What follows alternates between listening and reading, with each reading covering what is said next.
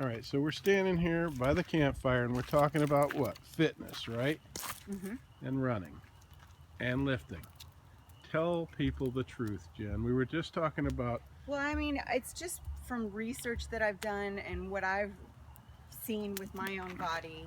But you used to run all the time, I and used what to did I run tell all you? the time, just What did static run. Just what did I constantly tell you? that it's not good for your knees. It's not good for your joints. It's high impact on your body. But I felt like I needed to do that because I felt like I needed to burn the calories. And you just said static running, meaning long just a long time. Steady instead run. of sprints, which is much healthier. Sprinting is so much healthier. And what happens with the static running, I see a lot of friends and family members who always talk about, oh, I ran 10 miles, I ran 6 miles today, I biked this and I did that, and they all have this this belly fat. I'm just saying, they all have all this belly fat, and they turn to mush, and they're running 10 miles a day. I don't get that. Yeah. And what did you say? Well, when you're younger, that is great because you're burning the calories and all that. But as you get older, it creates more cortisol, which is a hormone that stores belly fat. Little bat.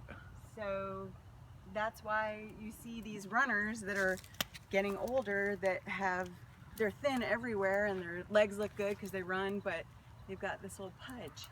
And it's because the running is basically telling their body to store fat. And what I was saying was, you know, these people, they run for 20, 30 years. Like, I mean, everybody likes to pick on the Jim Fix. I ran for years. Everybody likes to pick on Jim Fix and how he wrote the book on running and then died. Yeah. He's getting really close, this little guy. But it's true. It's so many people sustain so much damage to their knees, and then 20 years later they're like, oh, I got to get my knee replaced, and then they gain a little weight and they can't use their leg, and then they try to rehabilitate and they're barely running and they're gaining weight, and oh, I got to get my other knee replaced. Oh, I got to get my, and then they turn to these big couch potatoes, and then so what have you won? Nothing. What is the gain in the end? I mean, it does feel like a great accomplishment when you run so far and you just, you know, you got that fitness. Well, I've got a full disclosure, I wouldn't know it.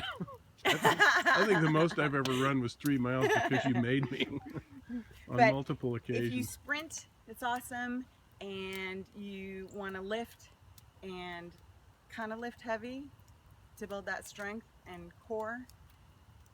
So that's the way to do it. That's what you would prescribe. And you don't have to kill yourself at the gym. You don't have to spend hours and hours.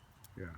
An hour, 4 or 5 times a week. So you're near turning 50. You're turning 50 this summer, and you have learned, in summary, that running long time bad for you. Running long time. Sprinting good. Yeah, sprinting is great. Marathon running is injurious. High intensity interval training is great. You know how many people are going to be pissed off at you for saying that? People that are 100% behind running. It's just research. I've read it. I've read the reports. Well, studies. plus, like I said, I see it. I see people with belly fat who run every day. Yeah, exactly. Yep. More belly fat than me. And I get my workout.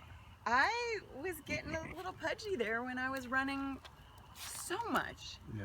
Remember, 2 years ago, you were. Remember people? Like 145 pounds. Pudgy then. Yeah. So. All right.